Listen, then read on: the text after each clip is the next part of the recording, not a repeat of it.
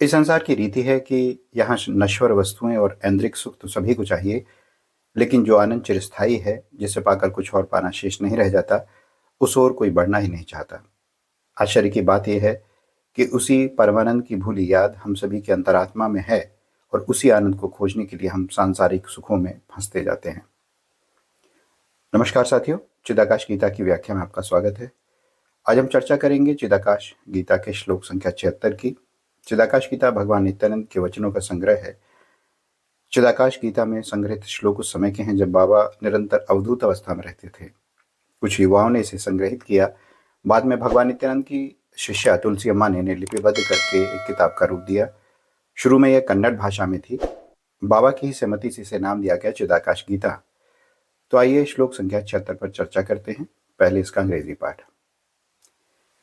Even a child 5 years old knows that there is God, but the child does not know where God is. The sun sees all, but very few, one in a lakh or two, look at the sun. In this world, 3/4 of the people are fond of sexual pleasures like beasts. Even those who have reached the middle state are less than 1/4 of the people. Good deeds are very few in this world, evil deeds are many. इसका भावार्थ है, एक 5 साल का बच्चा भी जानता है कि ईश्वर है, लेकिन उसे ये नहीं पता होता कि ईश्वर है कहाँ। सूर्य सभी को देखता है, लेकिन केवल कुछ ही हैं, 1 लाख में 1 या 2, जो सूर्य की ओर देखते हैं। इस संसार में 3/4 लोग पशुओं के समान ऐन्द्रिक सुखों में लिप्त हैं। 1/4 से भी कम लोग ऐसे हैं जो मध्यम अवस्था तक पहुँचे हैं। इस संसार में सुकृत्य की ओर लोगों की रुचि बहुत कम है, लेकिन दुष्कृत्यों की बहुतायत है। इस संसार में ईश्वर तत्व इतना नैसर्गिक और सर्वव्यापक है कि अबोध बालक को भी ये जानकारी है कि एक विशाल अस्तित्व है। ऐसा विशाल अस्तित्व जिसमें सब कुछ समाया हुआ है, जिसने सब कुछ को अपने भीतर समेट रखा है, जो उसकी एक एक सांस का आधार है। उसे इस बात का 100% बोध है, भले ही उसे यह न पता हो कि इस विशाल अस्तित्व तक पहुंचा कैसे जाए, उसे कैसे देखा जाए। वह एक भूली याद की तरह उसके अंतर्मन में छाया रहता है। ईश्वर एक विशाल कैनवस की तरह है जिसमें पूरी पेंटिंग रची हुई है। दर्शक पेंटिंग देखते हैं, उन्हें यह एहसास है कि इस पेंटिंग का आधार भी है जो इससे अलग है, लेकिन उसकी ओर पूरी सजगता से उनका ध्यान नहीं जाता। बाबा आगे इसे और समझाते हुए कहते हैं, जैसे इस जगत की चर अचर सभी सत्ता सूर्य के प्रकाश के नीचे हैं, सभी उसी के प्रकाश से प्रकाशित होते हैं, लेकिन बहुत कम लोग हैं, 1 लाख में 1 या 2, जो वापस पलटकर इस प्रकाशमान करने वाली सत्ता की ओर देखने की चेष्टा करते हैं। इस जगत के अधिकांश लोग पशुवत जीवन जी रहे हैं।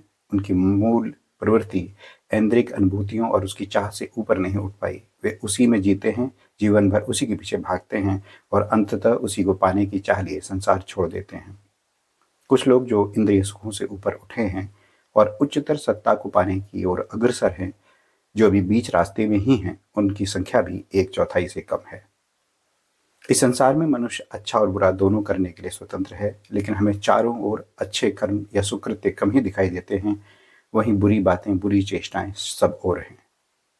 भगवान नित्यानंद ने अपने श्लोक में इस संसार की वास्तविकता की ओर संकेत किया है। उन्हें स्वयं भी इस बात का खेद था कि मनुष्य की चाहे कितनी सांसारिक आवश्यकताएं पूरी कर दी जाएं, उसके मन से संसार कभी मिटता नहीं।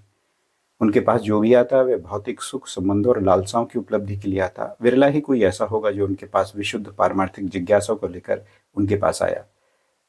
शायद ही कोई परम तत्व को जानने की इच्छा रखने वाला उनके पास आया होगा।